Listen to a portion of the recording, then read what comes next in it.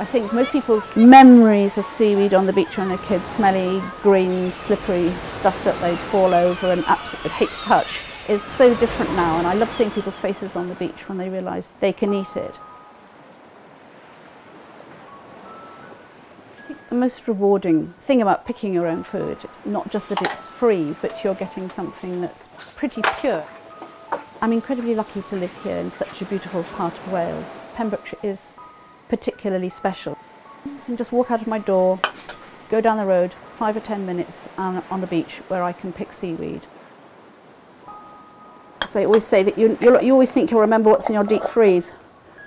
When I go out seaweeding on the beach, you have to go down obviously at low tide. I would go out and pick kelp, which is the furthest away one. Slightly in you would get spaghetti seaweed, thongweed. Further up you would get gutweed, sea lettuce, dulse, pepper dulse. You know, great selection. You can dry them and they'll last about 2 years dried. If you enjoy cooking, then you just substitute it for things. I've put some in my Christmas puddings, I put it in cakes, stews, soup, quiches. This is dulse. This is my favourite one, and this bowl stays out the whole time.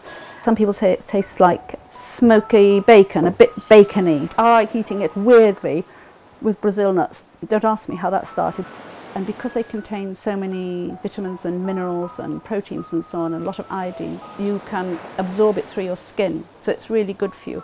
I also make face packs with ground up kelp, oatmeal and local honey.